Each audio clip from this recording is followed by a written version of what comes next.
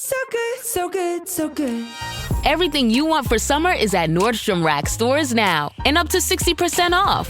Stock up and save on the brands you love like Vince, Sam Edelman, Frame, and Free People. Join the Nordy Club to unlock exclusive discounts, shop new arrivals first, and more. Plus, buy online and pick up at your favorite Rack store for free. Great brands, great prices. That's why you Rack. Ready to soundtrack your summer? With Red Bull Summer All Day Play, you choose a playlist that fits your summer vibe the best. Are you a festival fanatic, a deep end DJ, a road dog, or a trail mixer? Just add a song to your chosen playlist and put your summer on track. Red Bull Summer All Day Play. Red Bull gives you wings. Visit redbull.com/brightsummer ahead to learn more. See you this summer.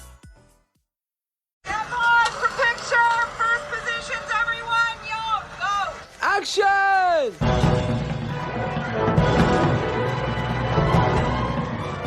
Hello and welcome to episode 229 of the Filmmakers Podcast. This is a podcast where we talk filmmaking, from indie film to studio films and everything in between. How to get them made, how to try and make them, and how to try not to F it up, in a very, very humble opinion. I am Giles Alderson. I'm a writer, director and a producer, and our guest on today's show is Saim Sadiq. He is a Pakistani screenwriter and director who won the jury prize of the Uncertain Regard section at the 2022 Cannes Film Festival for directing the drama film Joyland, the film we're here to talk about today. It happened to be the first Pakistani film to be selected in Cannes. Joyland also won the Queer Palm Award during its world premiere in Cannes. His first short, Nice Talking to You, was an official selection at the South by Southwest and Palm Springs in 2019 and was BAFTA shortlisted for Best Student Film. Saim says that his filmmaking has been inspired by his upbringing and discovery of a transgender community in Lahore that is only a 10-minute ride from his childhood home. Joining me on today's show as my fellow hosts is Matthew Butler-Hart and Tori Butler-Hart. They're both fantastic filmmakers. They run Fizz and Ginger Films. They have made the films Miss in Her Teens, Two Down, The Isle, and Infinitum Subject Unknown with Ian McKellen. And they've written the excellent book on filmmaking, Full to the Brim, with Fizz, Ginger and Fierce Determination, a modern guide to independent filmmaking. Any filmmakers out there who just want to brush up on the skills you've already learned, or you're new to this game, get that book. Link to that should be in the show notes if I put it in there. If not, just rewind and listen to what I said and then go on Amazon and buy it. I am in Australia at the moment. I am in my apartment, hence why the air conditioning is on. I'm doing this intro for you because I want to get all the podcasts out, so that you can learn more and go out there and make your films. That's the whole point of this. So you can be inspired, as I have been, by these amazing guests. What myself, Matthew and Tori talk about with Saim Sadiq on today's episode is obviously all about Joyland, his amazing film. We talk about what it's like trying to make films in Pakistan, how you can be creative there and where ideas come from. We talk about the trans culture and patriarchy and his writing process and why he loves collaboration. We also talk about where his money came from to make this film. And interestingly, it might not be where you expect it to come from. We talk about having belief in your project, pitching to investors, and working with your DOPs. And we also dive deep into why you need to be patient as a director, and why he shot the film in 4:3. Right, I am off to go out and enjoy the Australian sunshine, as I should do. Having my first little break for about 10 years. So, without any further bump or ado, here is this week's episode of the Filmmakers Podcast with myself and Matthew and Tori and the amazing Saim Sadiq. Enjoy.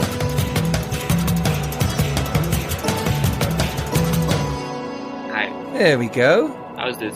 Lovely. Excellent jumper as well, sir. That's a really lovely jumper. I'm a big fan of a good jumper. That's a great jumper. Thank you so much, guys. So for those listening on the podcast, it's a beautiful white woolly jumper with... It's almost a sort of a Nordic. I go Scandi Nordic. Yeah. Scandi Nordic look. Yeah.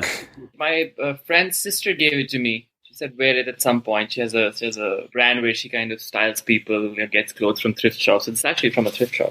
Ah, nice. Bit of vintage. It can't beat that. How are you feeling today? It's been good. We had a nice screening. Yeah, 2 nice screenings yesterday, actually. So all good. Where are you at the moment? I'm still in London. You're in London? Oh, okay. Yeah. Hence the jumper. Okay. Hence the jumper. No, I was wearing it in the US also and in Pakistan. Okay, great. I'm utilizing it everywhere. How's it feel at the moment? Because obviously you're getting so much love for Joyland and you're travelling around the world, like you say, and you're in the UK right now. The thought process is, I don't know, to just do the right thing, because we're promoting a film and then you're like, okay, what am I supposed to do? Where am I supposed to be? You're supposed to be at 5 different places at the same time. And you're supposed to give an interview, go to a Q&A, and which are all great things. But also they're like, oh, take it in. It's not going to last. And I'm like, okay, where's the time to take it in? There's no time to take it in. This is your debut feature, isn't it, as a director? This is my debut feature, yeah. So I was extraordinary. Very surprised that 10 months after I finished the film, I'm still working. And I'm like, how's that? Nobody told me that, I was not told that there's a lot of work after you make the film. Only 10 months. I'm like, wow. Sometimes it's like good couple of years. 10 years sometimes. No, but every day. Every single day since we premiered, and I thought I'm done. That was 24th of May 2022, and I'm like, I'm done. Let's go. Let's do what's something else the next now. one? And you're like, no, it's another festival. What's the next one? And I'm like, I still don't have an outline for the next one because I just haven't had the time. So that's quite strange, but it's also a good problem to have because okay, clearly the film's releasing everywhere. If the film didn't have any distribution or wasn't going anywhere, I would have a next film, but I'm not sure if I'll be happier or not.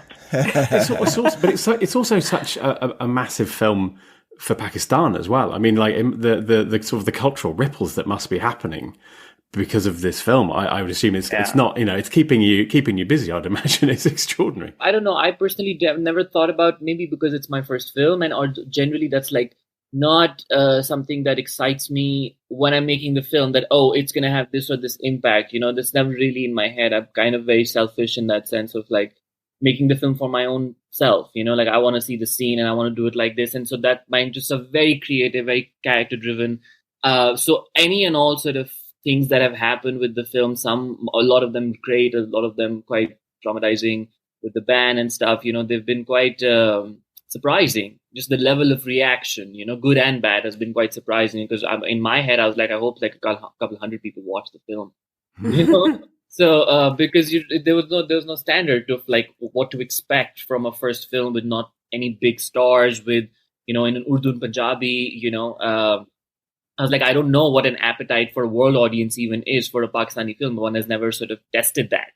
If you put a film out from that part of the world, and it's not the kind of film that you expect it to be, it's not about sort of the 2 or 3 things that, it's not about terrorism. It's sort of not checking any of the boxes that people are usually used to seeing a film from a Muslim world to be about.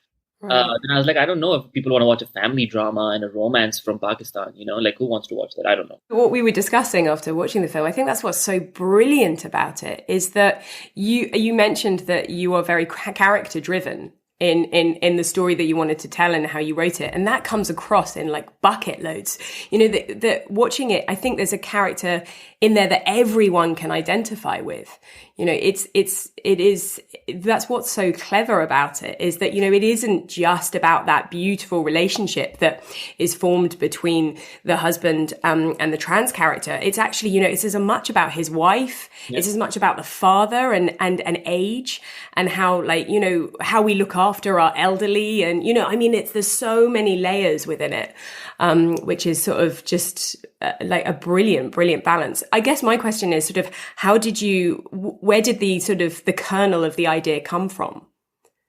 The kernel of the idea came from, one never really knows, you just wake up one day and there's a germ in your head and you're like, okay, what do you do with that? And you start developing it. I was in school and I had to write a script for my second year. You had to write a script every year.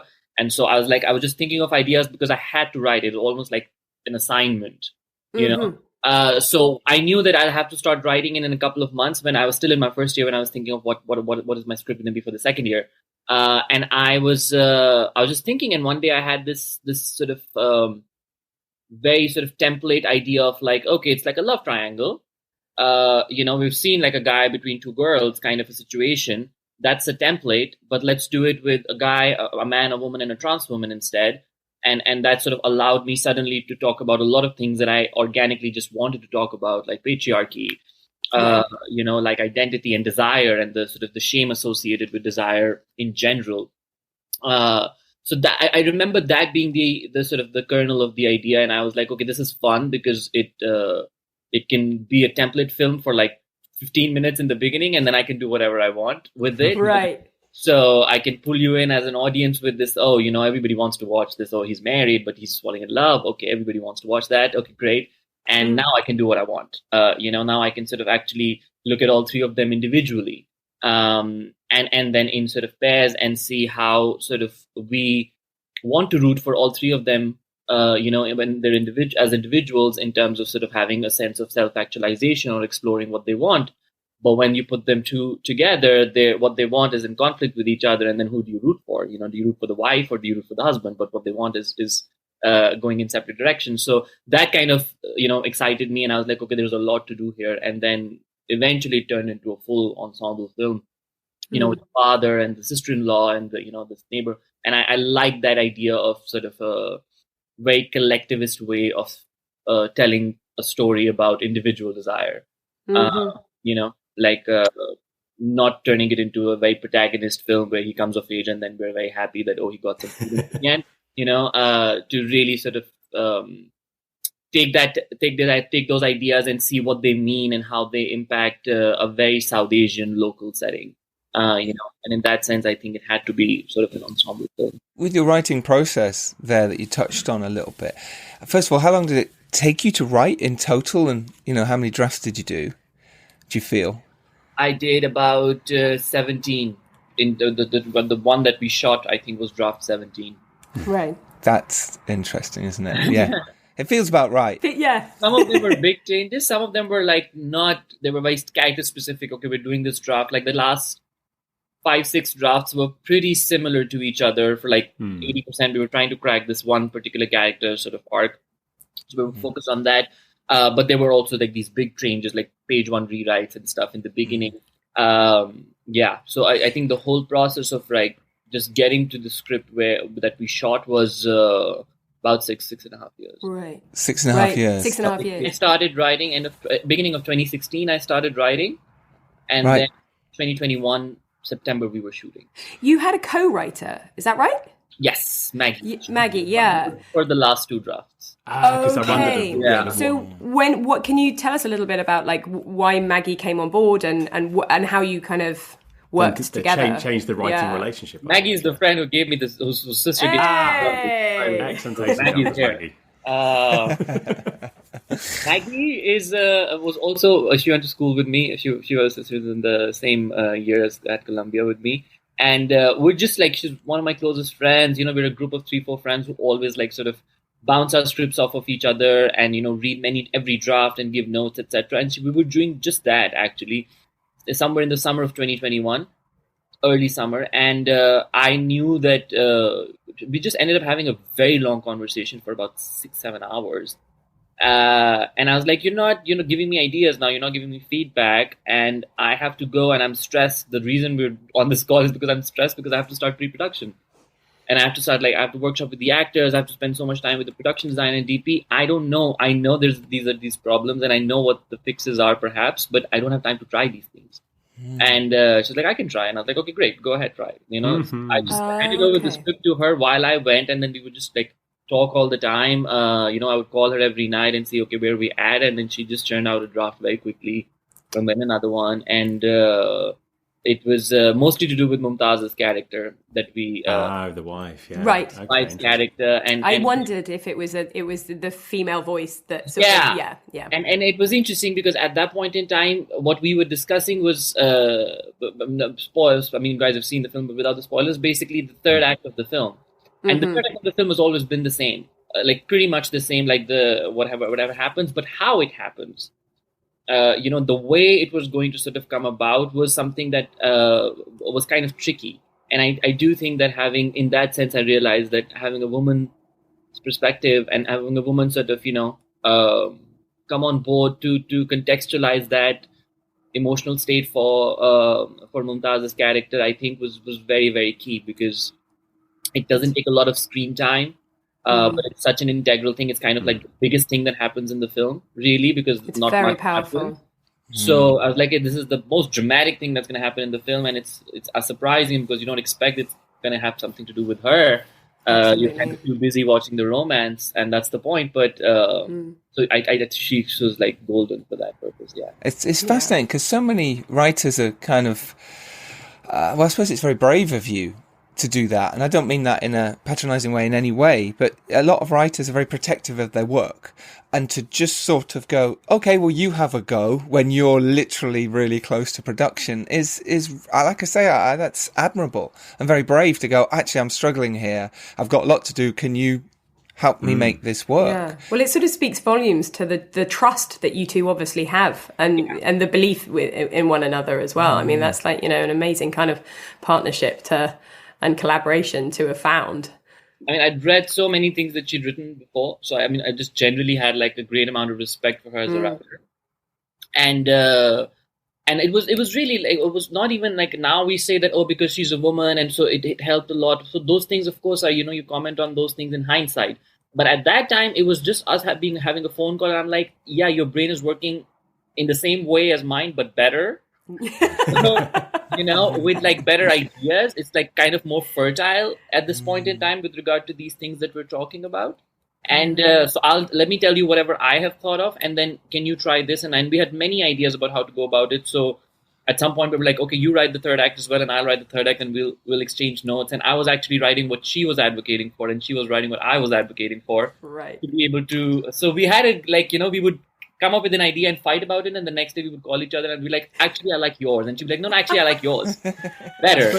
And each idea, and it's filtering through the other person to make a really nice balance. Yeah, it's beautiful. Beautiful. Yeah. But on that then as well, it must be really nice to have that, like you say, a fresh voice come in, because you've been working on this, you said, for 6 years. 6.5 years. So to someone come in totally fresh to give it that, well, this bit works, and you get so bogged down in stuff that's yours, and you get held onto it, and you go, no, this works because I spent 4 years dragging that bit to get it to where it needed to be. Before that, though, what was your writing process? You as the writer before you brought on Maggie. How did you do it? Did you just literally vomit draft it out, as in just get the words on the page? Did you develop it over time? Did you put notes up all over your house? It'd be lovely to know. I don't put notes all over my house. I put them on my phone. So I had some natural habit of I'm always writing, even when I don't know what I'm writing. Like even right like now, like in the plane over to London, I was just making notes about like this particular idea that I had, and I was just like, okay, it just goes in your phone. It's the quickest way to compile everything and make sure you don't forget it. So I had started doing that way back in 2015 for this, that I actually started writing in the middle of the spring of 2020, so spring of 2016, and I outlined first, because I like having a bit of structure, like certain steps to be able to sort of jump through and be like, okay, now you have to get person from A step to B step, and so just kind of broadly structuring the film. And I don't start writing actually on the page until much later, like much later. Like I delay it as much as possible, because I like to know as much as I can and ideate as much as I can before I actually start typing. So actually the amount of time I spend on actually writing is very little. Because I had so much figured out, some of the like many scenes with dialogues and being like, okay, this is going to be like, you're going to cut from here to here. A lot has been figured out before I actually start typing. So it's all on my phone, and I sometimes wonder if somebody steals my phone. I'm like, years of work, man. It's going to be lost. Because it helps to kind of I need to sort of be very confident before, and like sort of accumulating all that material before I step onto like final draft and start typing. I need to be very, like, it takes a while for me to get confident enough that A, this is a script that I want to write, and B, that I'm aware enough and prepared enough to actually write it. Otherwise I'll write one scene and I'll be like, this is bullshit. It's so stupid. Let's not do this. I think you can see that though. I think like there's such beautiful layers in the structuring of it and the writing, everything. You can see like there's just this amazing depth. And where you're talking well now, developed the characters so are well developed. Everything about it is just like so multi-layered and faceted. Like I think you can see that work in the best possible way. I mean, I've got a quick question sort of on that note. Like, how much research did you do into sort of trans culture within Pakistani society, like, and I guess historically, like, is there much historically of sort of trans culture within the Pakistani community? There's a big history of trans culture, actually. Right, that's what I thought. Yeah, history being rather beautiful, and the post-colonial history, unfortunately, being rather brutal. And discriminatory. So we kind of, the trans people have always been a part of our culture, like way back in the Mughal era, and sort of had like a very prestigious position in royal courts, were very associated with the arts. There was just a general sense of queerness in the artists of that time, in the poets and writers and painters of that time. Which was rather beautiful. It wasn't queerness was a very inherent part of South Asian culture. Funnily enough, even though despite being rather sort of religiously motivated at that time as well, with a big section of Muslims and a big section of Hindus as well, but it was post colonization that the laws, it was the homosexuality, being a transgender, all of these things were sort of turned into criminal acts. And that's something that we inherited, and then we just stuck with it till date, unfortunately, where the people who colonized moved on and, got, but we've sort of held on to those very discriminatory laws. And so there is a beautiful history, and then there's a discriminatory history. And then, of course, but at the heart of it, it's a very indigenous movement, and that has sort of shaped itself and gotten out of these problematic patches in history. This one in particular is also a rather problematic patch in history, I think, for trans people everywhere in the world, not just in Pakistan. So I knew all of that. I knew all of that was something that I needed to know without trying to force it into the film. Absolutely. As like sort of a lesson of like, okay, this is happened, because I was like, she's just one character. I'm not giving you the history of what men have done or women have done or what old people have done. I'm not going to give you that for the trans people. If you get interested enough, you can obviously, the conversation will happen post the film, and you'll find out all about all of these things. But I did research a lot, and I made a short film 3 years before I did Joyland, when I already had like a draft of Joyland script. And I decided to do a thesis film precisely as almost like a research project. Right. My thesis was Darling. So I went to Pakistan. I stayed there for 6 months. I was like, I'm here to make a short film. So I started like looking for, primarily the most important thing was to find Abiba, because there are no trans actors in Pakistan. So again, that search meant just meeting tons and tons of trans girls, auditioning them, talking to them, just seeing who's going to be comfortable and interested in being an actress. So we had to kind of create an actress, out of who we thought had the charm and the capacity to do it and had the interest to do it, because it was going to be like a short film. We didn't tell them that there was a feature. We told them there was audition for a short film, but really the whole short film was kind of like a big audition for the feature. Yeah. So that, and then of course, just spending a lot of time in just talking to even the ones who were not interested in auditioning, but were sort of, interested in sort of sharing their stories and their lives, and I would spend hours and hours just, chatting with them and seeing whatever, one can. Which just added to the authenticity of the character.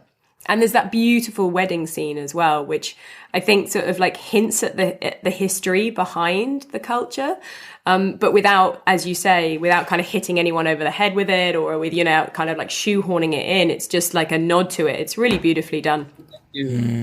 Well, I mean, it is difficult because the industry, there was no industry to speak of if you sort of look back on, say, 15 years. There was literally no film industry. There was a big television industry and a booming television industry. And today it's like boomed into, this big sort of giant thing, Pakistani television. But films were like, there were no theaters. There used to be, up until the early 90s, but then because of an Islamic dictatorship, there was a crackdown, and then theaters were like, basically non-existent by the time, we were somewhere around 2005, 2006. And there's still date, now, of course, you see, I would say about 25, 30 films a year post the pandemic, which includes a lot of films that had gotten stalled. So, the last year, I think we had a good amount of films, like we had at least 3 or 4 films almost every month, which is a great ratio. For given, like, I haven't seen that many films released in Pakistan or getting made in Pakistan in my entire lifetime. That's great, but it's a very, I want to say that it's very, people are doing whatever they want to do. There's no government support. There's no state sort of funding or interest at all in terms of, creating a system that would benefit you, whether it's in terms of tax incentives or whether it's in terms of any funds for any upcoming filmmakers, etc. There's nothing, we had noticed at the beginning of the credits there were a lot of production companies. So we were wondering, like, basically the money, how it's the same for every country. I wondered, how does that work? So it's all most of it is American money. Okay. It's all American producers. I mean, they're either American based or based in the UK. There's one producer that we have who's from Pakistan, and the rest are and Apurva, of course, is from India, and she's the lead producer, but the rest are all from the US. So, and it's that's what you end up doing then. You either sort of go the European route where you apply for a bunch of funds for international films, like the French funds or the Swedish funds, etc. Or in our case, what we ended up doing was we just actually got equity financiers to come up with it. Wow, how did you go about doing that? Because, like I say, it's always the tricky thing as a filmmaker to suddenly go, oh my gosh, we've got to go raise this much money, and you're kind of putting a guess box in what it could be, because it could be that or it could be that. It just, you can make it for whatever you can make it for. How did you go about that? Talk us through your process and the team behind you who really sort of helped you, I suppose.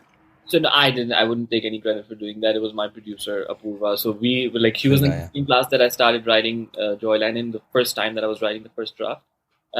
She was also in my year at Columbia. So when the first draft was submitted, she came to me and she's like, I'm going to produce it. She was a producing track student. Brilliant. And I was like, great, take it. I definitely don't want to do that. Yes, sounds good. So she worked in LA. She worked with Disney. She was working with, as a writer's assistant, she had like these early jobs. And then she was also applying to a bunch of places. So she got into the creative producing lab at Film Independent.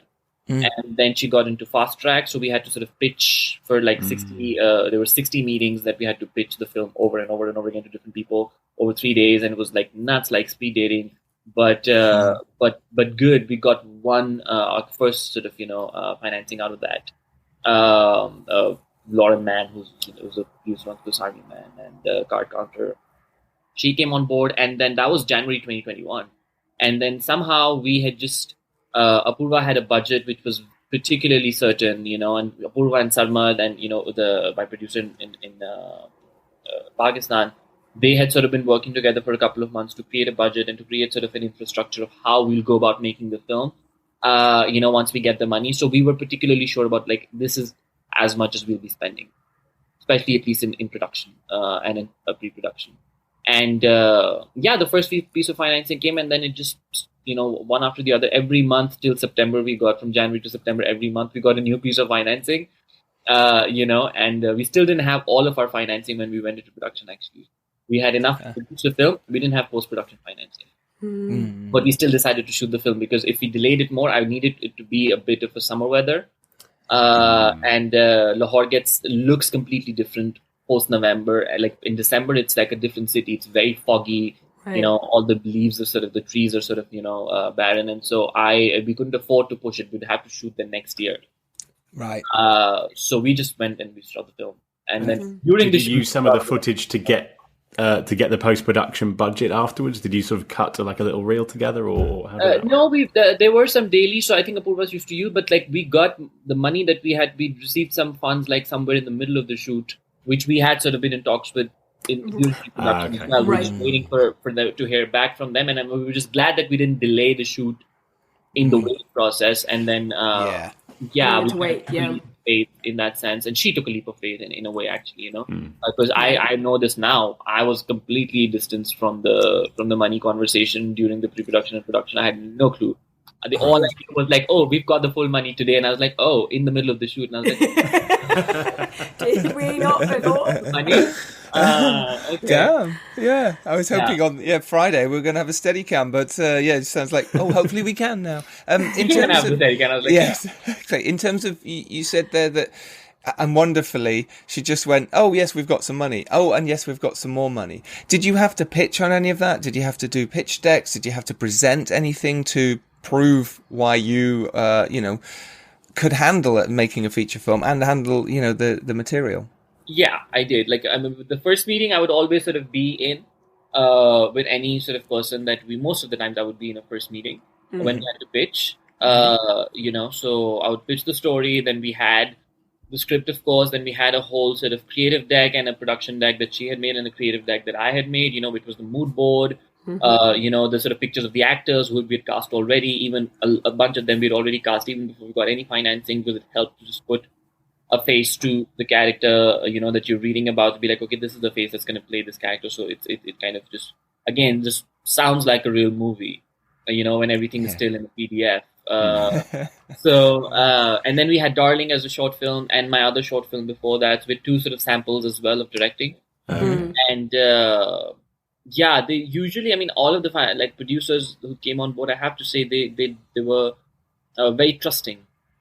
I don't know. I pitched the story once, and usually that was also just before they read the script. If they'd read the script, they wouldn't ask me to pitch or anything. They were quite respectful and very, very sort of nice in terms of, probably sometimes had a couple of creative questions, but just very, very generous in terms of, we like this movie, we like the script, we can see that you can direct. We've seen 2 short films, so, we are interested in doing this, or we're not interested in doing this, but it wasn't like, putting us through unnecessary loops in that sense. They didn't. No, they were very generous in time. At first, I didn't think it was real. I woke up to this blinding light, and I was transported to another place. Pluto TV. Then I heard a voice. Come with me if you want to live. There were thousands of movies and shows, and they were all free. The truth is our sin. It's just so beautiful. On Pluto TV, free streaming of Terminator 2, Fringe, Arrow, The 100, and The X-Files may cause excitement, loss of sleep, and sudden belief in extraterrestrials. No credit cards or alien encounters necessary. Pluto TV. Stream now, pay never. Wishing you could be there live for the big game, soaking up the atmosphere of the crowd. But too often, life gets busy, or the price holds you back. Priceline is here to help you make it happen. With millions of deals on flights, hotels, and rental cars, you can go see the game live. Don't just dream about the trip. Book it with Priceline. Download the Priceline app or visit Priceline.com. Actual prices may vary. Limited time offer. You said this place was steps from the water. We just haven't found the steps yet. How much did we save? Enough. Enough to get lost? Or you could book a stay with Hilton. Welcome to your oceanfront room. Just steps from the water. The Hilton sale is on now. Book on Hilton.com or the Hilton app and save up to 20% to get the stay you expected. When you want savings, not surprises, it matters where you stay. Hilton, for the stay. But did you always believe that the film would happen? A lot of independent filmmakers listen to this, and you're in that position where you have a script and you're fighting, and then you got another script and you're fighting to get that one made. It's this constant battle. Well, while you were sort of prepping the movie, and it seemed like it came around quite quick once you'd got to the, after the 6.5 years of getting your script to where you wanted it to be. How was that for you? Were you prepping in a way that you are making this film? Because as filmmakers, we've all gone through that phase where we start prepping a film in our heads and then it falls apart. And it can be heartbreaking because you then have to start again on the next one. And it's that. How was that for you? Talk us through your process during that time, and how did it feel to be going, oh, I'm actually going to be making a feature film? No, I always believed it. Okay. I don't know if it's like a naive or a cocky thing to be like. I was like, I don't know if I'll make films in general. I know I'll make this film. I don't know if I'll be a filmmaker, but I'll make this film for sure. This film is going to happen. Wow. And a part of it has to do with my belief. Part of it, I had probably had an equally, a sort of a believing producer with me. And then every person who came on board, whether it was Sarmad or Sana, my casting director who came on board very early, way back in 2020, or the actors who came on board, they said all approached it with this weird sense of belief that it was going to happen. And we did. The film did fall apart once, completely. And it was in March 2021. It kind of started falling apart, and then we had a row with another producer and blah blah blah. I can't talk much about it, but okay, it became a sort of a legal thing. And it was this film is. But even then, the threats were from the other side that we'll stop your movie. What will you do? I was like, you can't do that. The movie's gonna get made for sure. And I remember having this weird sense of this was an established person, and I'm a new filmmaker, and I was fighting and on the phone and having this sort of weird sense of belief that you can do a lot of things, you can't stop this movie. And I don't know where that came from. It makes no sense, she turned around and be she laughed at my face, actually, I remember. She cackled on the phone and she's like, ha, nobody's going to make this film if it has this and this an issue. And I was like, watch it. And then 3 months later, we were shooting the film. And we eventually had to resolve things and all. But, oh my God, my lawyer's going to kill me. Good for you. I love that belief. Love that belief. Exactly. Yeah, we all need that sometimes. We all need that shake up. I think you need to be a little cuckoo. Because it's such a strange thing, you're sitting in your room and you say, I'm going to make a movie. Just even if you have some money, it sounds weird. How? It's such a big thing to do, to get 200 people to sort of, come together. It's you have to kind of be a little bit naive and stupid on some level to be able to be Totally. Yeah. Yeah. Without it, you start questioning yourself. So just don't don't even listen to it. No, there's not on that level. Creatively, you should question yourself. Not on that level. Yeah, exactly. Yeah. That's brilliant. That's so nice. That stage you're totally believing you're going to make it. So you now have the money. What was that process like? You're now going, great, I've got the money. Oh gosh, now I've got to actually deliver. I've got to make this. And obviously, you had that lot of prep time and a lot of talking through it. How did you prep in your mind to go, okay, I'm making this now. How am I going to do day to day? How am I going to get through this? What am I going to do? I really enjoyed it because, when you've sort of been waiting for such a long time, you've kind of thought about the first day of workshops with my actors, I'm going to do this and I'm going to do that. And, I'll try this. And you've also kind of daydreamed about all the problems and the issues. You're like, oh, what if my actor is a total asshole? What will I do that? Interesting. Let's think about that. So you had so much time for 6 years to think about all problems that you're excited that, I have solutions ready, everything I know.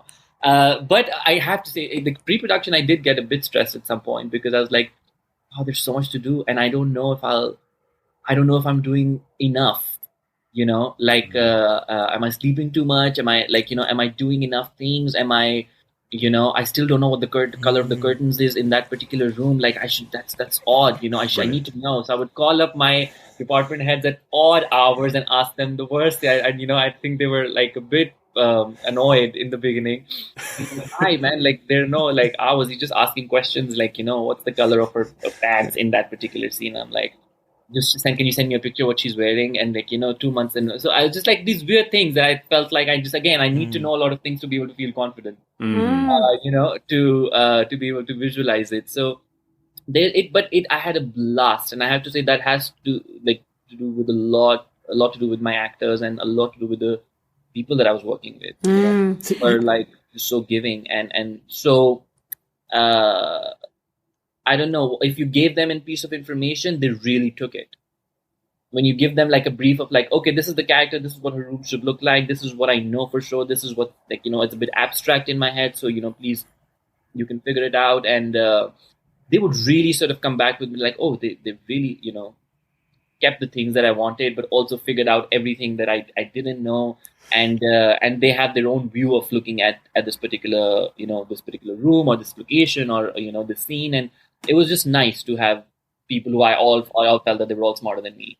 And I was like, that's great. I'm keeping those how to shoot better than I do, and that's the that makes me confident, because I'm like, okay, all of these things are sort of taken care of, and I can just give you an idea, and you can turn it into a pragmatic thing. That's what I think perhaps was a bit something that made me a bit anxious. So I'm like, I don't know if I have the right vernacular every time I want to. Like, this is the shot. I can tell you how to put the camera and where to move the camera, but I don't know that how to explain to you what it needs to look like lighting wise. I can give you a reference, or I can tell you that I think it's a bit dark here. I don't know why, but I think it's a bit dark. And, but to take this abstract way of communication and really turn it into, something beautiful on screen, particularly for my DP, I have to say, Joe is incredible. Just really, really incredible person. It's beautifully. I mean, every single frame looks like it's stunning. It's a photograph or a painting. It's just extraordinary. Yeah, it really does look like a painting. Yeah. Everything, so much crammed into every single shot, and like so much of the shot, like it's just. There's only movement when you really want the movement and stuff, but there's so much like an emotion and storytelling in there. It's just beautiful. So, how closely did you work with the DP on those kind of decisions? Right, very, very closely. Like every single, we had to. He was like my best friend on set. Really. He and I were, and we were staying in the same hotel, so we would like chat after. After the shoot was over, we would have dinner in my room or his room. Like we were like joined by the hip in that sense that we, and it was great because he was really, in a way, very similar way of looking at the film, but also very different. So whenever we argued, it was great because it was so, I love the fact that he really believed in what he was sort of, advocating for. And I did too. And there was zero ego involved, like zero. To be like, oh, we're really just both trying to do best by this particular scene. And we know the other person, even if we're like, I don't get it, I don't like it, this is not working, he would not take it personally and I wouldn't take it personally either. And that was great because we, when we arrived at a scene, we always were in agreement that, okay, we know we're both in agreement that this is the shot that's working. We never had a disagreement once we decided and both okayed it. And, if we had a disagreement, we would keep trying to figure it out. Even if I said it's all good, but if he wasn't convinced, I would make sure that we do it and vice versa. So almost every single decision, camera-wise, is kind of very mutually made. Collaboration. Yeah, that's great. Did you spend how much time, like say beforehand, did you go through images and it'd be good to know what you did there and how close was it to your final look? All those images you found in your mood decks and then showed to Joe, your DP, and then the final image. How close was it? Do you feel like you stuck to your plan? The mood board was paintings. Yeah. Yeah, my mood board was paintings, mostly by this one particular artist called Salman Dur, who then eventually was nice enough to lend us a painting and use it as a poster. Oh wow! I saw that online. Beautiful. Yeah. So it was a full circle thing. I've never met him in my life. I don't know him personally, but it just happened that when the film was finished, I was like, I wish when we're thinking about the poster, I wish he would do the poster. That would be the ideal. And I wrote to him somehow, his managers, and he was like, okay, send me the film.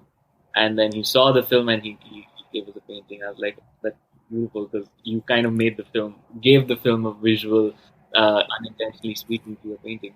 So it was just paintings that I had, and of course I had a certain ideas, but we really did develop, we discussed it way in advance. So Joe was hired, I want to say February is when I met him for the first time. I mean, Zoom. I only Zoomed with him. And I'd seen his work before because a mutual friend of ours is a director, and he'd shot for her a bunch of times. So we then, once he was sort of on board in March, we would just talk, I would say, once a week or once every 2 weeks. He would read every new draft. We would talk through things, and we didn't put a pressure on ourselves to sort of come up with a visual language too soon. So I don't think we actually started discussing how we practically really want to shoot the film. Like, okay, is it handheld? Where is it handheld? Why is it handheld? Those we weren't being specific enough until much later in the summer, because we really just spoke about the story and we spoke about the characters and we spoke about just the themes and just, I don't know, what emotional sort of through lines that we had for each character and then for each scene, and then, how we wanted to shift the tone, etc. So we had all of those conversations for months, and then we sort of came down to being like, okay, so what does it really mean? All of this talk that we've done, like, what does it mean really? How do we, and then we created these rules to be like, okay, how do we follow each character? What's the visual language of the theater versus what's the visual language of the house? What are the contrasts that we're trying to sort of, give a feeling for, visually speaking, where is it a trap? Where is it sort of, confining? Where is it not? Where do you feel a sense of freedom? What are the relationships that have the most tenderness, and how do we shoot that? Like even sort of the two women at home, who always were like, okay, we need to shoot them in a certain way where they're, they kind of slowly become friends, almost alongside Biba and Heather becoming friends. So things like that, that we created those rules, and then we shortlisted, I would say, a couple of weeks before the shoot. Even though he'd been on board from February, but we didn't go to shortlisting until literally 2-3 weeks before the shoot. We shortlisted, I want to say, about 70% of the film. Yeah. And some of them changed on set. Okay. Most of them we stuck to, but we were not like, it was a good plan to go in with, but we were not like completely married to it, in a sense that if the shot is not working, we just don't know what to do, like the whole climax, the whole sort of big fight in the climax back at home between the sister-in-law, we hadn't shortlisted it because I can't rehearse this scene, so I can't tell you how to block the scene. And so I don't know where to put the camera. Earlier you said you workshopped with the actors as well, so did a lot of the shot ideas come from workshopping with the actors as well? Yeah, it was like both ways. Sometimes I would have the idea for a shot, so when I'm rehearsing the scene, once the actors are comfortable enough, I would sort of try and include that blocking into, because I'm like, this is how I want to shoot it, so let's try this blocking, and I would figure out in the workshops that it's going to work or it's not going to work. Because they're not motivated, they're not feeling this kind of movement in this particular scene, or they want to move, and I'm telling them to just stay seated on opposite corners of the room. It's not, so we'd figured out a bunch of things, but then some scenes some of the most key scenes I couldn't rehearse much. Because like the scene where they break up, for example, it's kind of a breakup scene, which is like, it's very sexual and then suddenly becomes very volatile. You can't rehearse that scene. You've written that scene, you can rehearse it in terms of the intimacy blocking to be like, okay, what are the actors comfortable with? And I did that. But I was like, I can't tell you to do it now, like 2 months before the shoot of the film. It's too, you don't know enough. I don't know enough. So that scene, we really shot it and blocked it all on the day off. And like nobody had an idea what we're shooting. Literally, I mean, it was written, but there's no, the dialogues were barely there. All the dialogue in that scene is very improvised. It's probably the most improvised scene of the film. It's probably the only improvised scene of the film where all the dialogue is improvised in a certain way. There were 2-3 lines that I'd given them each to be like, okay, you have to make sure you bung it in there. And they somehow did that. But yeah, so in that sense, that or the climax scene that I was talking about completely, because that's very written, like all the lines, all the everything, the beats are very written. But you can't ask actors to, I don't know, I didn't want to.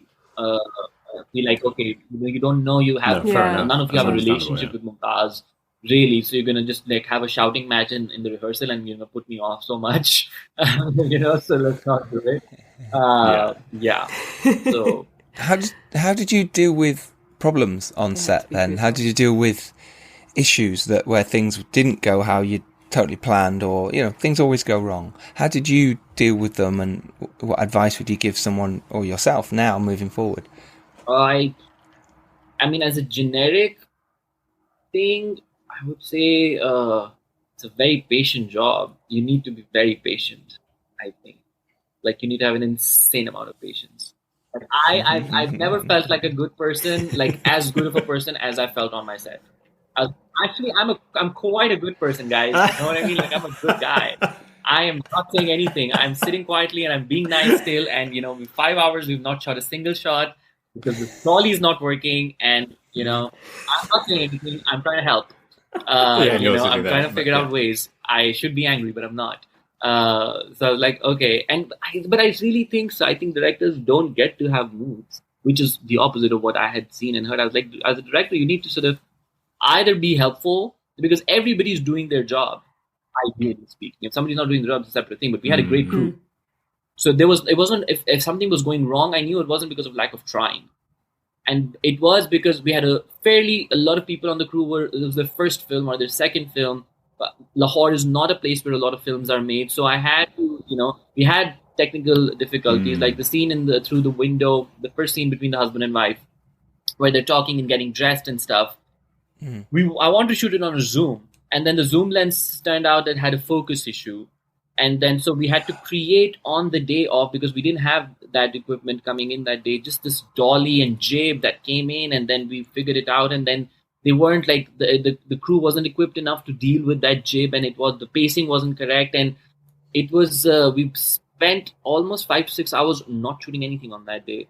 To get that jib and that trolley thing to work, for the camera to go in through the window, without shaking, and eventually ended up using a take from the Zoom. So I like things like these happen, but I don't know. I think your job is to just either be helpful or let people do their job. Like try to facilitate them into being faster and quicker, and call them out if they're being but I think a big part of the job is to kind of just handhold them and kind of rub their back and be like, it's okay, you got it, and like really half the time that's what you're doing, right? Getting angry at people is never gonna. It's just I agree. Like all those kind of old Hollywood things of people shouting or making them anxious for no reason. Helpful? Like throwing around your mood. It's the most awful thing. Yeah. I always like asking this question. Were there any happy accident moments? So, what, could have gone wrong, but actually it was a happy accident and it turned out great and it ended up in the film. Small things. Like, I bet there are many others also, but my favorite, the funniest one is the scene between Heather and Biba where they're sitting in her room opposite each other, and then she offers him a glass and it breaks. Yeah. So I scripted it that it breaks. Yes. I was like, it's fun. And then my producers were like, if you're going to do this in a single take, which I was like, I'm not going to cut, then you can't break the glass, because then he has to tiptoe around it and it has to be a real glass, blah, blah, blah. He's going to injure himself or she's going to injure herself. So you can't break the glass. It's too dangerous. And I was like, okay, sure. So on the day of the set, then my production designer brought 3 carpets so that the glass would not break. And for 6 takes, the glass didn't break. And we were like, I was happy with it. It used to fall and there was a carpet, doesn't break, but the water spilled. Of course, it was not even half the impact, because, it wasn't a shocker. It was just a glass fell. It was kind of a lame thing. And the 7th take we were doing, and it was just for other reasons that we were doing this take. And but we were very close to, like, performance wise. I was like, okay, it's gonna happen very soon. And she puts in the glass and he fell and it breaks for real. And so the actors were not prepared for that. And I was like, please keep going, man. Please keep fucking going. You guys are on my side. I wanted the glass to break. And they kept going. And they actually, because they were actually surprised, it turned into this other thing where they're really like, how do I actually take care of the glass? And then she's like, be careful, you'll hurt yourself. There's a real level of tension in that scene, and that's the take in the film. So it was a happy action. Yeah, it's beautiful. Yeah, because I thought I was beautifully choreographed the way she stands up. That's them. So that's them for real. Kind of incorporating the happy accident, and I was very proud of them. I was like, good job, guys. You should be. Was there anything else on set that you learnt as well before we get to post? Was there anything you went, oh yes, I shouldn't have done that, or I'll take that forward for my next film? Or many things. I think I realized one of the biggest things. I think I learned to be a bit shameless through the process of making the film, because I have a big sort of people pleaser. That's a personal thing. I have a big people pleaser. I need everybody to like me a lot on set. And I was like, if I'm the director, if I'm doing take number 27, obviously there's somebody on set who hates me right now. Yep, not just one. Not just one, and I need to be okay with it. And I learned that from a lot of, I learned that from my actors, like from Ali, who plays Heather, for example, because he would be so game all the time to do it one more time. I learned that from my DP, who is the best and the most shameless person on set. Like, he would change things on the last go for me, and he would not even tell them that that's what the director's asking for. He would be like, yeah, we're changing it now, so what? Let's just switch, that's not working. That's why we're doing it. So, we're not like having fun shifting around, wasting anybody's time. Nobody likes that. We're doing it for a reason. So let's just do it. What's the problem? Just not having this kind of sense of your only loyalty is to keep the people on your set happy and safe, but to the film.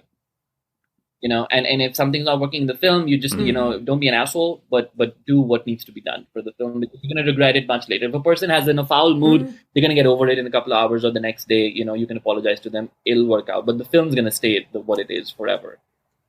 So don't be, be a bit.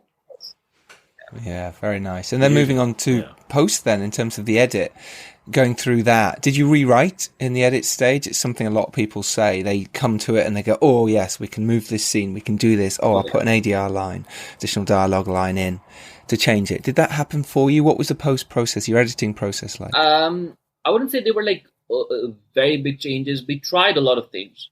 Me and my co-editor, my editor Jasmine, so she's from Brazil, also Colombia, fine, of the three girls that were on the film in key roles, Purva, Maggie, and Jasmine. So she was a big fan of like trying things and moving things around. And, we sometimes I would be a bit like protective and be like, no, how can you say the scene can go there? Like, how can you even try this thing? It makes no sense. This is the, and she'd be like, shut the fuck up. And then she would just turn it around and like, because she knew, and she's amazing, like really amazing. And she's actually a writer-director.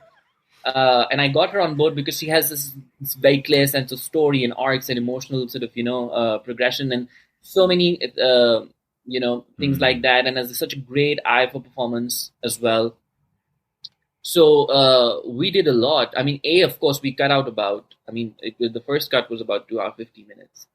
And it was, now it's 2 hours, 6 minutes. So we should cut out about 45 minutes and just kind of curated performances and characters to be so multidimensional, and then it's interesting to see how you do that with different takes. To be like, we've picked this particular kind of performance in this scene. So we've shown this kind of, it's mostly a feeling. It's not something you can pinpoint, but we've shown this facet of this particular character in this scene. In another scene, let's pick a slightly, even though that might not be his best performance, but let's pick it so that it gives you a different idea about this character, maybe, otherwise, if you're picking the best performance, but in every scene he's a bit scared or he's a bit anxious, you're like, no, let's not pick the anxious performance in this one. Let's pick a slightly different one. So she was amazing in that respect, and just overall curating an emotional through line for the film, and balancing between the characters was the biggest. So I think the biggest challenge was how do you introduce the film as a romance and get the audience going for the romance and then eventually tell them it was never about the romance really.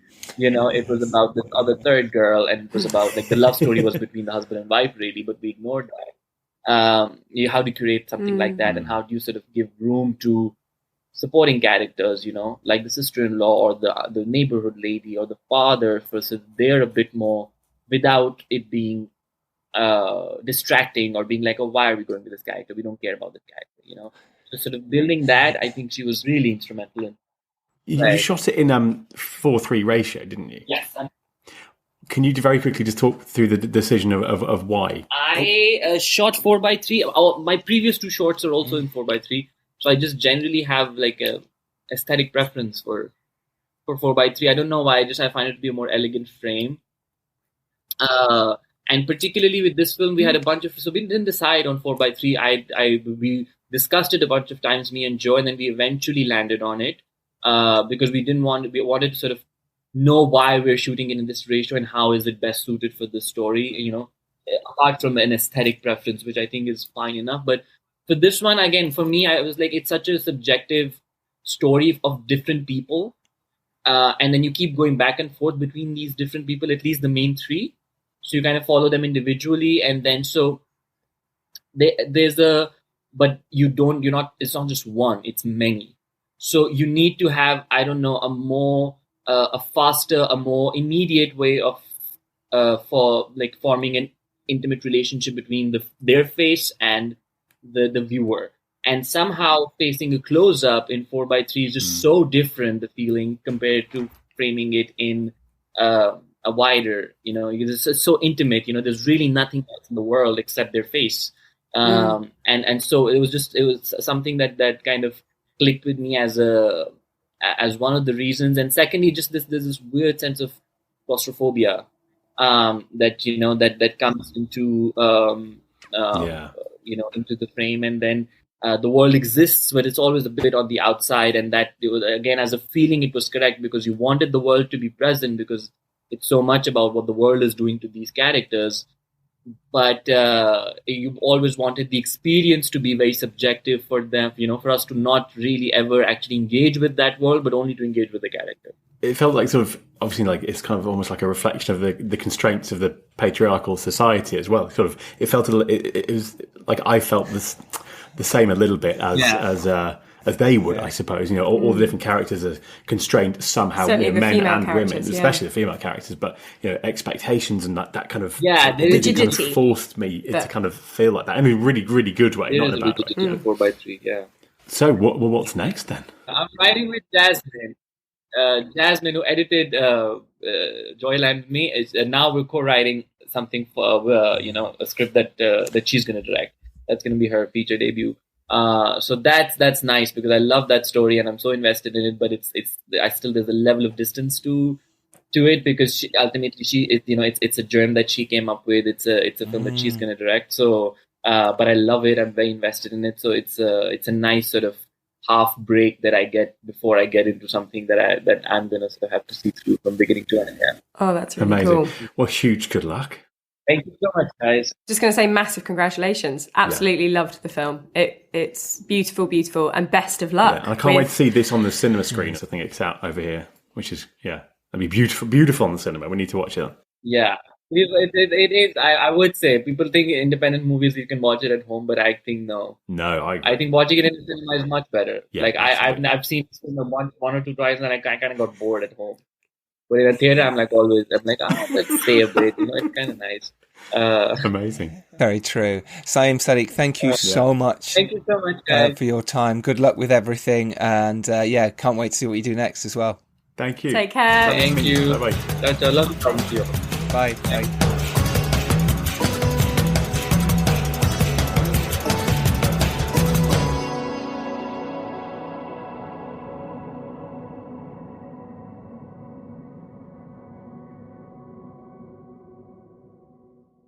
The right window treatments change everything. Your sleep, your privacy, the way every room looks and feels. At Blinds.com, we've spent 30 years making it surprisingly simple to get exactly what your home needs. We've covered over 25 million windows and have 50,000 five-star reviews to prove we deliver. Whether you DIY it or want a pro to handle everything from measure to install, we have you covered. Real design professionals, free samples, zero pressure. Right now, get up to 45% off with minimum purchase, plus get a free professional measure at Blinds.com. Rules and restrictions apply.